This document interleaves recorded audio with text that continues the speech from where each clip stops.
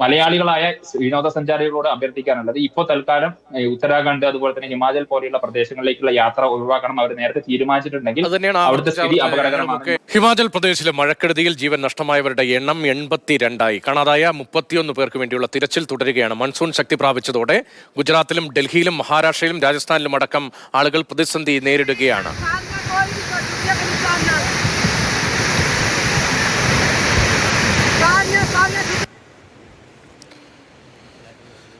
വിവിധ ഇടങ്ങളിൽ നിന്നുള്ള ദൃശ്യങ്ങളാണ്.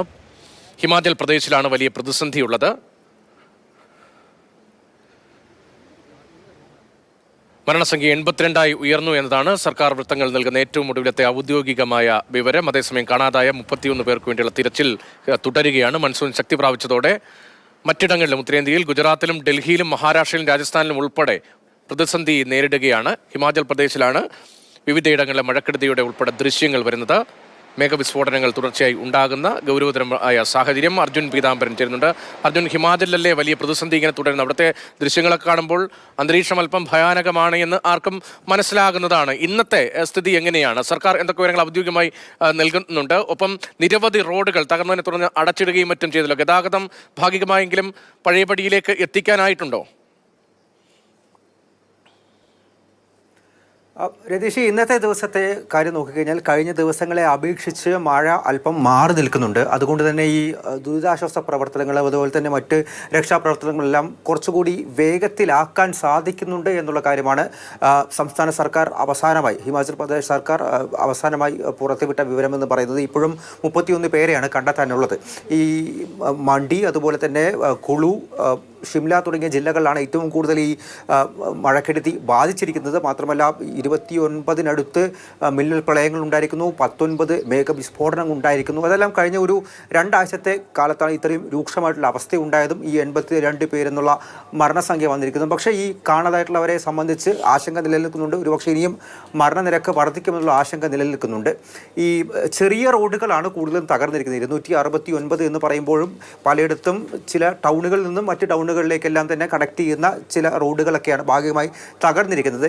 ഏതാനും കുറച്ച് ദിവസം ഈ ചണ്ഡീഗഡിനെ മണാലിയുമായി ബന്ധിപ്പിക്കുന്ന ദേശീയപാതയിൽ മണ്ണിടിച്ചിൽ ഉണ്ടാവുകയും അത് ഭാഗികമായി അടയ്ക്കേണ്ട ആവശ്യമുണ്ടായിരുന്നു, ഒരു അവസ്ഥയും ഉണ്ടായിരുന്നു. ഒരുപാട് വിനോദസഞ്ചാരികൾ കുടുങ്ങിക്കിടന്ന ഒരു അവസ്ഥയുണ്ടായിരുന്നു. അതിപ്പോൾ മാറി ഗതാഗതം കുറച്ചുകൂടി യോഗ്യമായ അവസ്ഥയിലേക്ക് വന്നിട്ടുണ്ട്. പക്ഷേ ജൂലൈ 9 വരെ അവിടെ മഴ മുന്നറിയിപ്പുണ്ട്. ആളുകളോട് ജാഗ്രത പുലർത്താനുള്ള കാര്യം ആവശ്യപ്പെട്ടിട്ടുണ്ട്. മാത്രമല്ല അനാവശ്യ യാത്രകൾ ഒഴിവാക്കണമെന്ന കാര്യം കൂടിയാണ് ഹിമാചൽ പ്രദേശ് സർക്കാർ അവിടെ ജനങ്ങളോട് ആവശ്യപ്പെട്ടിരിക്കുന്നതും. ഇതിന്റെ ഭാഗമായി 9-ാം തീയതി വരെയും ഈ ജാഗ്രത ആശങ്കയെല്ലാം തുടരുമെന്നുള്ളതാണ് ഏറ്റവും പ്രധാനപ്പെട്ട. 9-ാം തീയതി വരെ ഈ ജാഗ്രത തുടരണം എന്നതാണ് സർക്കാർ അറിയിക്കുന്നത്. വിവിധയിടങ്ങളിലുള്ള ദൃശ്യങ്ങൾ പുതുതായി വരുന്നുണ്ട്. ഇപ്പോൾ കാണുന്ന ഉത്തരാഖണ്ഡിലെ ദൃശ്യങ്ങളാണ്. നദി കര കവിഞ്ഞ് ഒഴുകുകയാണ്. അളകനന്ദ നദിയിൽ നിന്നുള്ള ആ ഭാഗത്തെ ദൃശ്യങ്ങളാണ് കാണുന്നത്. അതേസമയം ഏറ്റവും വലിയ പ്രതിസന്ധി അത് ഹിമാചൽ പ്രദേശിലാണ്. മരണസംഖ്യ 81 എന്നതാണ് സർക്കാർ നൽകുന്ന വിവരം. കാണാതായവർക്ക് വേണ്ടിയുള്ള തിരച്ചിൽ തുടരുകയാണ്. പക്ഷേ ഇന്ന് വലിയ അപകടകരമായ സ്ഥിതി ഉള്ളതായി ഇതുവരെയും അങ്ങനെ വിവരങ്ങളില്ല. എങ്കിലും മേഘവിസ്ഫോടനങ്ങൾ തുടർച്ചയായി ഉണ്ടാകുന്ന സാഹചര്യത്തിൽ ജാഗ്രതാ നിർദ്ദേശം തുടരുകയാണ്. അഡ്വക്കേറ്റ് സുഭാഷ് ചന്ദ്രൻ, അദ്ദേഹം സുപ്രീം കോടതിയിലെ അഭിഭാഷകനാണ്, നമുക്കൊപ്പം ചെയ്യുന്നുണ്ട്. ശ്രീ സുഭാഷ് ചന്ദ്രൻ, താങ്കളുടെ കുടുംബവും ഈ ഒരു പ്രതിസന്ധിയെ അഭിമുഖീകരിക്കുകയായിരുന്നു. അവരിപ്പോൾ എവിടെയാണ്? മണ്ഡിയിലാണ്, മണ്ഡി ജില്ലയിലെ മണ്ഡി നഗരത്തിലാണ് ഇപ്പോൾ എന്റെ കുടുംബമുള്ളത്. ഇന്ന് രാവിലെ വരെ വളരെ ഗൗരവപൂർണമായ സ്ഥിതിയാണ് ഉണ്ടായിരുന്നത്. ഇന്ന് രാവിലെ മഴ മാറി നിൽക്കുന്ന ഒരു സാഹചര്യമുണ്ട്. നേരത്തെ നിങ്ങളുടെ റിപ്പോർട്ടർ സൂചിപ്പിച്ചതുപോലെ രതീഷ്, ഇപ്പം മഴ മാറി നിൽക്കുന്ന ഒരു സാഹചര്യമുണ്ട്. എങ്കിൽ പോലും മണ്ഡിയുടെ പരിസര പ്രദേശങ്ങളിൽ പല പ്രദേശങ്ങളിലും ശക്തമായ മഴ പെയ്യുന്നുണ്ട്. ഈ മണ്ഡി ടൗണിൽ ഇപ്പോൾ ഇന്ന് രാവിലെ തൊട്ട് അല്പം വെയിൽ ഉദിക്കുന്ന ഒരു സാഹചര്യം ഉണ്ടായിട്ടുണ്ട്. അതോടൊപ്പം തന്നെ ഈ മണ്ഡി ജില്ലയുടെയും കുളുവിന്റെയും വിവിധ ഭാഗങ്ങളിലാണ് വളരെ ശക്തമായ രീതിയിൽ ഇത്തവണ ഈ പ്രളയം ബാധിച്ചിരിക്കുന്നത്. പ്രത്യേകിച്ച് മണ്ഡിയിലെ തുനാഗ് എന്ന് പറയുന്ന സ്ഥലം, കർസോഗ് എന്ന് പറയുന്ന വാലി, അതോടൊപ്പം തന്നെ സിറാജ് എന്ന് പറയുന്ന വാലി. ഈ സിറാജ് എന്ന് പറയുന്ന വാലിക്കകത്ത് കഴിഞ്ഞ ദിവസം വാർത്തകൾക്കകത്തൊക്കെ വന്നതുപോലെ തന്നെ ഒരു കുടുംബം ഒന്നാകെ ഒലിച്ചു പോകുന്ന ഒരു സാഹചര്യവും, ആ കുടുംബത്തിൽ ഒരു 11 മാസം മാത്രം പ്രായമുള്ള ഒരു പെൺകുഞ്ഞ് വളരെ അത്ഭുതകരമായി, നികിത എന്ന് പറയുന്ന ഒരു പെൺകുഞ്ഞ് അത്ഭുതകരമായി രക്ഷപ്പെടുന്ന ഒരു സാഹചര്യം ഒക്കെ നമ്മൾ കാണുകയുണ്ടായി. ആ കുട്ടിയുടെ മാതാപിതാക്കളും അമ്മൂമ്മയും ഉൾപ്പെടെയുള്ള എല്ലാവരെയും പ്രളയം എടുത്തുകൊണ്ട് പോകുന്ന സമയത്ത് ഒരു 11 മാസം മാത്രം പ്രായമുള്ള ഒരു പെൺകുട്ടി അവിടെ രക്ഷപ്പെടുന്ന ഒരു കാഴ്ച നമുക്ക് അത്ഭുതകരമായി കാണുന്ന സാഹചര്യം ഉണ്ടായി. ഇങ്ങനെ വളരെ രൂക്ഷമായ രീതിയിലുള്ള പ്രതിസന്ധികളാണ് നമ്മുടെ 2018 കേരളത്തിലെ പ്രളയം. അതിന് സമാനമായ രീതിയിൽ ഉള്ള റിപ്പോർട്ടുകളാണ് ഇപ്പോൾ ഹിമാചലിന്റെ വിവിധ ഭാഗങ്ങളിൽ നിന്ന് വന്നുകൊണ്ടിരിക്കുന്നത്. പക്ഷേ ഹിമാചൽ പോലെയുള്ള ഒരു സംസ്ഥാനമായതുകൊണ്ട് തന്നെ ഏകോപിപ്പിച്ച രീതിയിലുള്ള വാർത്താ സംവിധാനങ്ങൾ ഇല്ലാത്തത് കൊണ്ട് അത് ആ രീതിയിൽ പുറം ലോകം അറിയാൻ സമയമെടുക്കുന്നു എന്നുള്ളൊരു കാര്യമാണ് ഇതിനകത്തുള്ളത്. പക്ഷേ 2018 കേരളത്തിലെ പ്രളയത്തിന് സമാനമായ രീതിയിൽ തന്നെ ഇപ്പൊ 82 എന്ന് സംസ്ഥാന സർക്കാർ പറയുന്നുണ്ടെങ്കിലും ഏതാണ്ട് 100-ലേറെ പേർ നിലവിൽ മരിച്ചിട്ടുണ്ട് എന്നുള്ള ഒരു അനൌദ്യോഗികമായിട്ടുള്ള വിവരമാണ് നമുക്ക് ലഭിക്കുന്നത്. അതോടൊപ്പം തന്നെ ഏതാണ്ട് 35 പേർ 30ഓളം പേർ മണ്ഡി ജില്ലയിൽ മാത്രം മണ്ണിനടിയിൽ കുടുങ്ങി കിടക്കുന്നു. കഴിഞ്ഞ 3-4 ദിവസങ്ങളിലായി. ഇനി അവരെ എത്രത്തോളം ജീവനോടെ കൊണ്ടുവരാൻ പുറത്തെടുക്കാൻ സാധിക്കുമെന്ന് അറിയില്ല. അപ്പൊ അങ്ങനെയാണെങ്കിൽ ഇനിയും മരണനിരക്ക് ഉയരുന്ന ഒരു സാഹചര്യമാണ് ഉണ്ടാവുക. വിവിധ ഭാഗങ്ങളിൽ നേരത്തെ സൂചിപ്പിച്ചതുമാതിരി സാധാരണ ഹിമാചൽ പ്രദേശിൽ ഒരു ജൂലൈ മധ്യത്തോടു കൂടിയാണ് മൺസൂൺ എത്തുക. പക്ഷെ ഇത്തവണ ജൂൺ 20-ാം തീയതി തന്നെ വളരെ നേരത്തെ തന്നെ ഏതാണ്ട് 3 ആഴ്ച മുൻപ് തന്നെ മൺസൂൺ എത്തുകയും ആ മൺസൂണിന്റെ ഭാഗമായി വളരെ ശക്തമായ മിന്നൽ പ്രളയങ്ങളും മേഘവിസ്ഫോടനങ്ങളും ഉണ്ടാവുക. 2 ആഴ്ചക്കകത്ത് ഏതാണ്ട് 19ഓളം മേഘവിസ്ഫോടനങ്ങളാണ് ഉണ്ടായത്. 23ഓളം പ്രദേശങ്ങളിലാണ് മിന്നൽ പ്രളയങ്ങൾ ഉണ്ടായത്.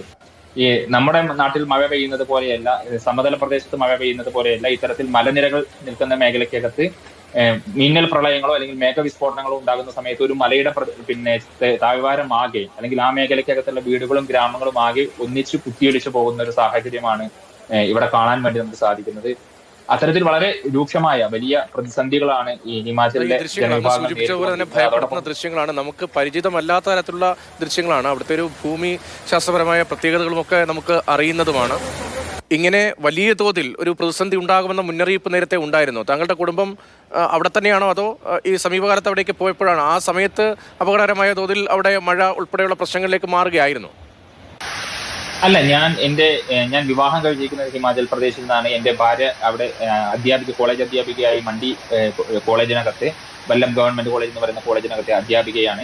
എന്റെ കുഞ്ഞുങ്ങൾ അവിടെയാണ് പഠിക്കുന്നത്. വർഷങ്ങളായി അവർ ഹിമാചൽ പ്രദേശിലാണ് താമസിക്കുന്നത്. അതോടൊപ്പം തന്നെ എന്റെ ഭാര്യയുടെ മാതാപിതാക്കൾ അവർ താമസിക്കുന്ന മേഖലയ്ക്കകത്തും വലിയ രീതിയിലുള്ള അവരുടെ വീടിന് സമീപത്തുള്ള ഒരു അരുവിയിലൂടെ വലിയ രീതിയിൽ കഴിഞ്ഞ ദിവസം വെള്ളപ്പാച്ചിൽ ഉണ്ടാവുകയും തൊട്ടടുത്ത വീടുകളും ശ്മശാനവും ഉൾപ്പെടെ ഒലിച്ചു പോകുന്ന സാഹചര്യം കഴിഞ്ഞ 3 ദിവസങ്ങൾക്ക് മുമ്പ് ആ മേഖലയ്ക്കകത്തുണ്ടായി. അതും മണ്ഡി ജില്ലയിൽ തന്നെ ബൽദോട എന്ന് പറയുന്ന പ്രദേശത്താണ്.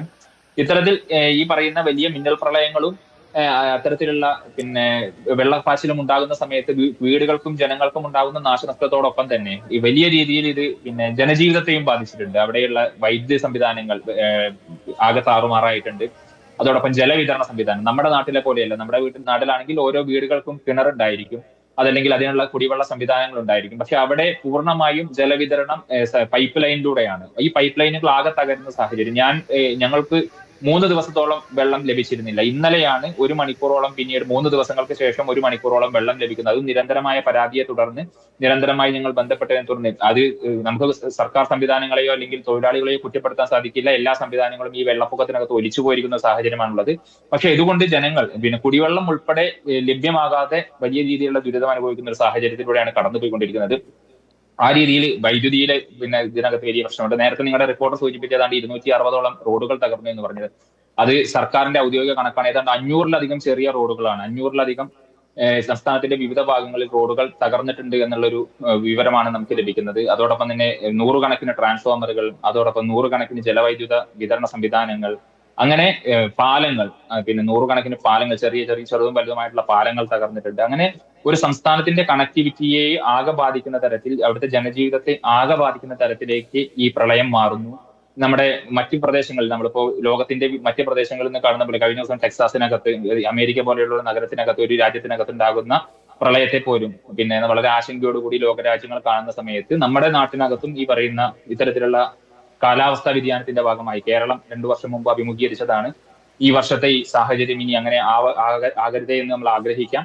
പക്ഷേ ഓരോ വർഷവും ഉയർന്നു വരുന്ന ഇത്തരത്തിലുള്ള കാലാവസ്ഥാ വ്യതിയാനത്തിന്റെ ഭാഗമായിട്ടുള്ള മാറ്റങ്ങൾ ഹിമാചൽ പ്രദേശ് പോലെയുള്ള സംസ്ഥാനങ്ങളെ വളരെ രൂക്ഷമായി, ഹിമാചൽ, ഉത്തരാഖണ്ഡ് പോലെയുള്ള മലമേഖലകൾക്കകത്ത് സ്ഥിതി ചെയ്യുന്ന സംസ്ഥാനങ്ങളെ വളരെ അതിരൂക്ഷമായി ബാധിക്കുന്നു എന്നത് വ്യക്തമാക്കുന്ന ദൃശ്യങ്ങളാണ്. ആ ദൃശ്യങ്ങൾ ഒരിക്കൽ കൂടി ഒന്ന് ശ്രദ്ധിച്ചാൽ ദൃശ്യങ്ങളിൽ വ്യക്തമാണ് ഈ ആഘാതത്തിന്റെ ആഴം എത്രത്തോളം വലുതാണ് എന്നത്.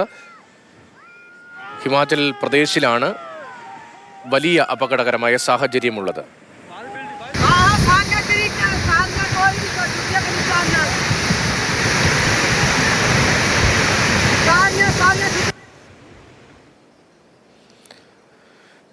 ഹിമാചൽ പ്രദേശിലുള്ള ദൃശ്യങ്ങളാണ്. മരണസംഖ്യ 80 കടന്നു എന്നാണ് സർക്കാർ തന്നെ ഔദ്യോഗികമായി വ്യക്തമാക്കുന്നത്. നിരവധി ആളുകൾക്ക് വേണ്ടിയുള്ള മണ്ണടിയിൽ പെട്ടുപോയവർക്ക് വേണ്ടിയുള്ള തിരച്ചിൽ തുടരുന്നുണ്ട്. ശ്രീ സുഭാഷ് ചന്ദ്രൻ സൂചിപ്പിച്ചതുപോലെ തന്നെ ഗ്രാമീണ റോഡുകൾ, നഗരത്തിലെ റോഡുകൾ എല്ലാം തകർന്ന സ്ഥിതിയാണ്. പൊതു സംവിധാനങ്ങളാകെ തകർക്കപ്പെട്ട സ്ഥിതിയാണ്. തുടർച്ചയായി മേഘവിസ്ഫോടനങ്ങൾ ഉണ്ടാകുന്നതാണ് വലിയ പ്രതിസന്ധിയിലേക്ക് നയിച്ചത്. അഡ്വക്കേറ്റ് സുഭാഷ് ചന്ദ്രൻ സുപ്രീം കോടതി അഭിഭാഷകനാണ് നമുക്കൊപ്പം തുടരുന്നത്. അദ്ദേഹത്തിൻ്റെ കുടുംബം ഹിമാചൽ പ്രദേശിലാണുള്ളത്. ശ്രീ സുഭാഷ് ചന്ദ്രൻ, നേരത്തെ തന്നെ മുന്നറിയിപ്പ് സംവിധാനങ്ങളൊക്കെ കൃത്യമായി അവിടെ അലർട്ട് ചെയ്യാറുണ്ടോ? മാത്രമല്ല ഈ മണ്ണിടിച്ചിൽ ഉണ്ടാകാൻ സാധ്യതയുള്ള മേഖലകൾ, അങ്ങനെയൊക്കെ പ്രത്യേകമായി അപകട മേഖലകളൊക്കെ തിരിച്ച് മുന്നറിയിപ്പ് ജനങ്ങൾക്ക് നേരത്തെ തന്നെ നൽകിയിട്ടുണ്ടോ?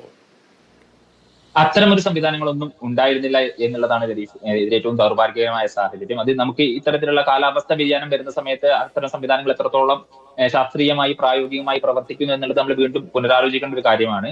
ഞാൻ നേരത്തെ സൂചിപ്പിച്ചതുമാതിരി എല്ലാ വർഷവും ജൂലൈ മാസം പകുതിയോടുകൂടിയാണ്, ഇപ്പൊ എന്റെ മക്കൾ ഉൾപ്പെടെയുള്ളവർക്ക് ജൂലൈ 12-ാം തീയതി തൊട്ടിട്ടാണ് ഇപ്പോൾ അവധി നിലവിലുള്ളത്. കാരണം മഴ തുടങ്ങുന്ന സമയത്ത് എല്ലാ വർഷവും ജൂലൈ പകുതിയോടുകൂടി 2-3 ആഴ്ച വിദ്യാലയങ്ങൾക്ക്, സ്കൂളുകൾക്ക് അവധി കൊടുക്കുന്ന ഒരു സാഹചര്യമാണുള്ളത്. ആ അവധി ഇനിയിപ്പോൾ ജൂലൈ 12-ാം തീയതി തുടങ്ങാൻ പോകുന്നതേ ഉള്ളൂ. പക്ഷെ അതിന് 3 ആഴ്ച മുൻപ് തന്നെ, ഈ വർഷം ജൂൺ 20-ാം തീയതി തന്നെ അപ്രതീക്ഷിതമായി മൺസൂൺ എത്തുകയും അത് വളരെ രൂക്ഷമായ രീതിയിലുള്ള മഴക്കെടുതികളിലേക്ക് പോകുകയും മിന്നൽ പ്രളയങ്ങളും അതോടൊപ്പം തന്നെ മേഘവിസ്ഫോടനങ്ങളും ഉണ്ടാകുന്ന സാഹചര്യത്തിലേക്ക് പോകുന്ന ഒരു കാഴ്ചയാണ് ഇവിടെ കാണാൻ വേണ്ടി സാധിക്കുന്നത്. അത്തരത്തിൽ യാതൊരു മുന്നറിയിപ്പും ഈ നമ്മുടെ IMD ഉൾപ്പെടെയുള്ള ഡിപ്പാർട്ട്മെന്റുകൾക്ക് മുൻകൂട്ടി കാണാൻ വേണ്ടി സാധിച്ചിരുന്നില്ല. അതുകൊണ്ട് തന്നെ ഈ പറയുന്ന അപകടങ്ങളുടെ ഒരു വ്യാപ്തി കൂടുന്ന ഒരു സാഹചര്യവുമുണ്ട്.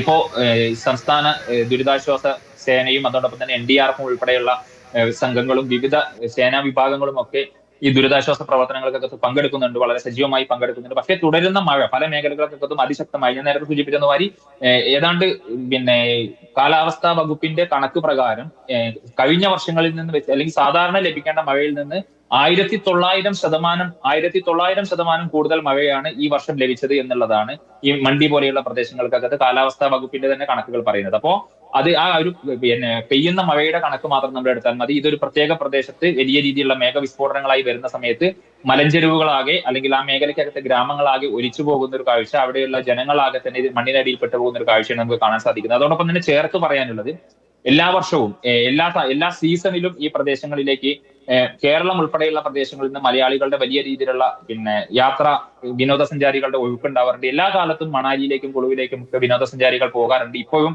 ഏറ്റവും നന്നായി വിനോദസഞ്ചാരികൾക്ക് പോകാൻ പറ്റാവുന്ന ഒരു കാലാവസ്ഥ നിലനിന്നിരുന്ന സാഹചര്യമായിരുന്നു സാധാരണ നിലയ്ക്ക് ഈ സമയം എന്ന് പറയുന്നത്. പക്ഷേ ദയവായി മലയാളികൾ ഉൾപ്പെടെയുള്ളവർ, ഈ കഴിഞ്ഞ തവണയൊക്കെ ഇത്തരത്തിലുള്ള പ്രശ്നങ്ങൾ ഉണ്ടാകുന്ന സമയത്ത് നിരവധി പേരാണ്, ഞാൻ ഈ ലോക കേരള സഭ അംഗം കൂടിയാണ്, അതുകൊണ്ട് കഴിഞ്ഞ തവണയൊക്കെ നിരവധി മലയാളികൾ കുടുങ്ങിക്കിടക്കുകയും അതേ തുടർന്ന് നിരവധിയായ കുടുംബങ്ങളുടെ സഹായ അഭ്യർത്ഥനകൾ എനിക്ക് ലഭിക്കുകയും ചെയ്തിട്ടുണ്ട്. മലയാളികളായ വിനോദസഞ്ചാരികളോട് അഭ്യർത്ഥിക്കാനുള്ളത്, ഇപ്പോൾ തൽക്കാലം ഉത്തരാഖണ്ഡ് അതുപോലെ തന്നെ ഹിമാചൽ പോലെയുള്ള പ്രദേശങ്ങളിലേക്കുള്ള യാത്ര ഒഴിവാക്കണം. അവർ നേരത്തെ തീരുമാനിച്ചിട്ടുണ്ടെങ്കിൽ അവിടുത്തെ സ്ഥിതി അപകടകരമാണ്. അഭ്യർത്ഥിക്കുന്നത് വളരെ അപകടകരമായ സ്ഥിതിയാണ്. ഉത്തരാഖണ്ഡിലെ ഒരു ദൃശ്യമാണ്. ആ ദൃശ്യം കൂടി ഒന്ന് കാണുമ്പോൾ അവിടുത്തെയും അന്തരീക്ഷം എന്താണ് എന്ന് നമുക്ക് മനസ്സിലാവുന്നുണ്ട്. ഉത്തരാഖണ്ഡിലെ അളകനന്ദ നദിയിലുള്ള ദൃശ്യങ്ങളാണ്. നമ്മൾ തുടക്കത്തിലും ഈ ദൃശ്യം കാണിച്ചിരുന്നതാണ്. ഇതേപോലെ നിരവധി ദൃശ്യങ്ങളാണ് ഓരോ ഇടത്തു നിന്നും വരുന്നത്. ആ ദൃശ്യങ്ങൾ കാണുമ്പോൾ തന്നെ അവിടുത്തെ ഭയപ്പെടുത്തുന്ന അന്തരീക്ഷം, അവിടുത്തെ ജാഗ്രത എത്രത്തോളം അനിവാര്യമാണ് എന്നത് വ്യക്തമാവുകയാണ്.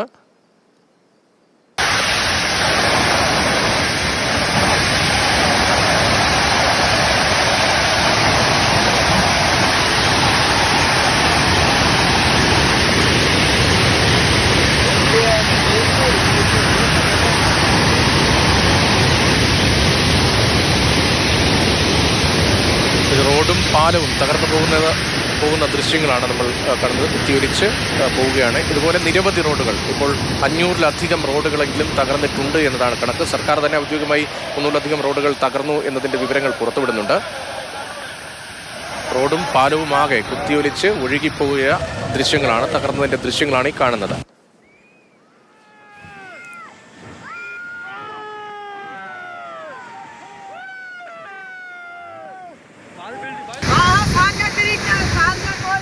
ഹിമാചൽ പ്രദേശിലും ഉത്തരാഖണ്ഡിലുമാണ് വലിയ പ്രതിസന്ധി. ഹിമാചൽ പ്രദേശിലെ മഴക്കെടുതിയിൽ ജീവൻ നഷ്ടമായവരുടെ എണ്ണം അത് ഉയരുന്നു എന്നതാണ് സർക്കാർ നൽകുന്ന കണക്കുകളുമൊക്കെ സൂചിപ്പിക്കുന്നത്. കാണാതായവർക്ക് വേണ്ടിയുള്ള തിരച്ചിൽ തുടരുന്നു എന്നതാണ് സർക്കാർ ഏജൻസികൾ തന്നെ വ്യക്തമാക്കുന്നത്. അഡ്വക്കേറ്റ് സുഭാഷ് ചന്ദ്രൻ നമുക്ക് ബന്ധപ്പെടുന്നു. ശ്രീ സുഭാഷ് ചന്ദ്രൻ, നേരത്തെ വിനോദസഞ്ചാരവുമായി ബന്ധപ്പെട്ട കാര്യങ്ങളെക്കുറിച്ച് താങ്കൾ പറയുകയായിരുന്നു. ഇപ്പോൾ നമ്മുടെ നാട്ടിലെ ആളുകളടക്കം ഈ സീസൺ പ്രത്യേകമായി എല്ലാ വർഷവും ശ്രദ്ധിക്കേണ്ടതാണ്. കാരണം അപകടകരമായ സ്ഥിതി എപ്പോൾ വേണമെങ്കിലും ഈ കാലത്ത് അവിടെ ഉണ്ടാകാനുള്ള സാധ്യതയുണ്ട്. പ്രത്യേകിച്ച് രണ്ട് സംസ്ഥാനം ഉത്തരാഖണ്ഡിലും ഹിമാചൽ പ്രദേശിലും ഈ കാലത്ത് സർക്കാരിന്റെ ഭാഗത്തും അത്തരം ജാഗ്രതകൾ, അത്തരം മുൻകരുതൽ നിർദ്ദേശങ്ങളൊക്കെ ഉണ്ടാകാറുണ്ടോ? ഈ അപകട മേഖല പ്രത്യേകമായി പോയിന്റ് ഔട്ട് ചെയ്യുകയൊക്കെ നേരത്തെ തന്നെ ചെയ്യേണ്ട ജോലികളല്ലേ? അങ്ങ് നേരത്തെ പറഞ്ഞത് ഈ മഴക്കാലത്ത് അത്തരത്തിൽ മുന്നറിയിപ്പ് കാര്യമായി വന്നില്ല എന്നതാണ്. രതീഷ്, ഇതിന്റെ ഏറ്റവും പ്രധാനപ്പെട്ട ഒരു കാര്യം, ഏറ്റവും പ്രധാനപ്പെട്ട ഒരു ദൗർഭാഗ്യകരമായ സാഹചര്യം എന്ന് പറയുന്നത് ഞാൻ നേരത്തെ സൂചിപ്പിച്ചതുപോലെ ഹിമാചൽ പോലെയുള്ള അല്ലെങ്കിൽ ഉത്തരാഖണ്ഡ് പോലെയുള്ള ഹിമാലയൻ സ്റ്റേറ്റുകൾക്കകത്ത് അല്ലെങ്കിൽ ഇത്തരത്തിലുള്ള ഹില്ലി സ്റ്റേറ്റുകൾക്കകത്ത് എല്ലാ പ്രദേശങ്ങൾക്കകത്തും ചിലപ്പോൾ മുന്നറിയിപ്പ് നൽകുക എന്ന് പറയുന്നത് പ്രായോഗികമല്ല. സർക്കാർ പൊതുവായി മുന്നറിയിപ്പ് നൽകാറുണ്ട്. നിങ്ങൾ ഇത്തരത്തിൽ അരുവികളുടെ അടുത്തേക്കോ നദികളുടെ അടുത്തേക്കോ പോകരുത്, മിന്നൽ പ്രളയം ഉണ്ടാകാനുള്ള സാധ്യതയുണ്ട്, വെള്ളം പെട്ടെന്ന് കടന്നു കയറാനുള്ള സാഹചര്യമുണ്ട്, പാലങ്ങളോ അല്ലെങ്കിൽ ഇത്തരത്തിലുള്ള തകർച്ചകൾ ഉണ്ടാകാനുള്ള സാഹചര്യമുണ്ട് എന്നുള്ള രീതിയിൽ നിങ്ങൾ ഹിമാചലിലേക്ക് ഈ കാലഘട്ടങ്ങളിൽ യാത്ര ചെയ്യുന്ന സമയത്ത് നിങ്ങളുടെ മൊബൈലിലേക്ക് മെസ്സേജ് ഉൾപ്പെടെ നിങ്ങൾ നദികളിലേക്ക് ഇറങ്ങരുത് എന്നുള്ള മെസ്സേജ് ഉൾപ്പെടെ നിങ്ങൾക്ക് ലഭിക്കുന്നതാണ്. പക്ഷേ ദൗർഭാഗ്യവശാൽ ഇതിനെല്ലാം മറികടന്നുകൊണ്ട് നമ്മുടെ വിനോദസഞ്ചാരികളെ പ്രത്യേകിച്ച് ചെറുപ്പക്കാരായ ആളുകൾ അവിടെ പോവുകയും പിന്നീട് ഇത്തരത്തിലുള്ള അപകടങ്ങൾക്കകത്ത് പെടുകയും വിദ്യാർത്ഥികൾ ഉൾപ്പെടെയുള്ള വലിയ ഗ്രൂപ്പുകൾ ഏതാണ്ട് ഒരു 4-5 വർഷങ്ങൾക്ക് മുമ്പാണ് ആന്ധ്രാപ്രദേശിൽ നിന്നുള്ള വലിയൊരു വിദ്യാർത്ഥി വിഭാഗം, ഒരു ഗ്രൂപ്പ് 10-30 പേർ ഒരുമിച്ച് ഒലിച്ചു പോകുന്ന സാഹചര്യം നദിയിലെ മിന്നൽ പ്രളയത്തെ തുടർന്ന് ഉണ്ടായത്. അപ്പോൾ ഇത്തരത്തിലുള്ള സാഹചര്യങ്ങൾ ഇത്തരത്തിലുള്ള സംസ്ഥാനങ്ങൾ സന്ദർശിക്കുന്ന വിനോദസഞ്ചാരികൾ മുൻകൂട്ടി കാണുകയും അവിടെയുള്ള സംസ്ഥാന സർക്കാരുകൾ നൽകുന്ന നിർദ്ദേശങ്ങൾ അതോടൊപ്പം തന്നെ നിങ്ങൾ സ്വയം മനസ്സിലാക്കിക്കൊണ്ട് അതിൽ ഇത്തരം കാര്യങ്ങളിൽ നിന്ന് വിട്ടു നിൽക്കേണ്ടത് ഓരോ വിനോദസഞ്ചാരികളുടെയും ഉത്തരവാദിത്തമായി നമ്മൾ കാണേണ്ടതാണ്. ഈ ഏത് സമയത്ത് മഴ ഉണ്ടാകാമെന്നോ മിന്നൽ പ്രളയം ഉണ്ടാകുന്ന ചിലപ്പോൾ നിങ്ങൾ നിൽക്കുന്ന പ്രദേശത്ത് മഴയില്ലെങ്കിൽ പോലും മലമുകളിൽ ഇത്തരത്തിലുള്ള ഒരു മിന്നൽ പ്രളയം ഉണ്ടാകുന്ന സമയത്ത് നദിക്കകത്തോ അരുവിക്കകത്തോ വലിയ രീതിയിലുള്ള വെള്ളപ്പാച്ചിൽ ഉണ്ടാകുകയും അത് നിങ്ങളുടെ ജീവനും മറ്റു ഒക്കെ അപകടം ഉണ്ടാകുന്ന സാഹചര്യം ഉണ്ടാകും. അപ്പൊ അതുകൊണ്ട് തന്നെ ഈ കാലഘട്ടങ്ങളിലൊന്നും ഇങ്ങനെ പോകുന്ന സമയത്ത് ഒരു മൺസൂൺ സമയത്ത് നിങ്ങൾ ഇത്തരം സംസ്ഥാനങ്ങൾ സന്ദർശിക്കുകയാണെങ്കിൽ ഒരിക്കലും നദികളുടെയോ അല്ലെങ്കിൽ അരുവികളുടെയോ സമീപത്തേക്ക് പോകാതിരിക്കുക. അവിടെയുള്ള അധികൃതർ നൽകുന്ന ഇത്തരത്തിലുള്ള നിർദ്ദേശങ്ങൾ കൃത്യമായി ഫോളോ ചെയ്യാൻ വേണ്ടി ശ്രമിക്കുക.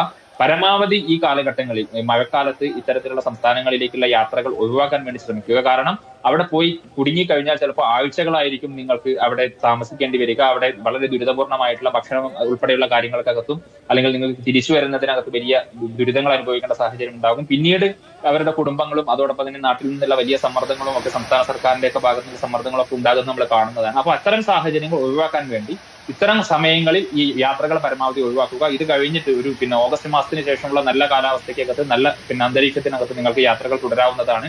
ഒരു ജൂൺ മാസം വരെയുള്ള സമയം നിങ്ങൾക്ക് യാത്രകൾ ചെയ്യാവുന്നതാണ്. ജൂലൈ ഈ പറയുന്നത് ഇപ്പോൾ ഈ വർഷം ജൂൺ തുടങ്ങി ഇത്തരത്തിൽ ജൂൺ ജൂലൈ സമയത്ത് മഴക്കാലത്ത് ഇത്തരം സംസ്ഥാനങ്ങളിലേക്കുള്ള യാത്രകൾ പരമാവധി ഒഴിവാക്കാൻ വേണ്ടി ശ്രമിക്കുക. അതോടൊപ്പം തന്നെ അധികൃതർ മുന്നറിയിപ്പുകൾ അത് വളരെ പ്രധാനമാണ്. ഈ കാലത്ത് അങ്ങോട്ടുള്ള യാത്ര ഒഴിവാക്കുക. ഉത്തരാഖണ്ഡ്, ഹിമാചൽ പ്രദേശ് സംസ്ഥാനങ്ങളിൽ അപകടകരമായ സ്ഥിതി തുടരുകയാണ്. തുടർച്ചയായ മേഘവിസ്ഫോടനങ്ങളൊക്കെയാണ് വലിയ മഴയ്ക്കും വലിയ ദുരിതത്തിനും ഇടയാക്കിയത്. വിവിധ ഇടങ്ങളിലുള്ള ദൃശ്യങ്ങൾ, ഭയപ്പെടുന്ന ദൃശ്യങ്ങൾ ഉൾപ്പെടെയാണ് വരുന്നത്. മരണസംഖ്യയുമായി ബന്ധപ്പെട്ട പുതിയ കണക്കുകൾ വരുമ്പോൾ, കാണാതായ ആളുകളുമായി ബന്ധപ്പെട്ട കണക്കുകളൊക്കെ വരുമ്പോൾ ഇത്രത്തോളം വലിയ ആഘാതമാണ് അവിടെ ഉണ്ടായത് എന്നത് വ്യക്തമാവുകയാണ്.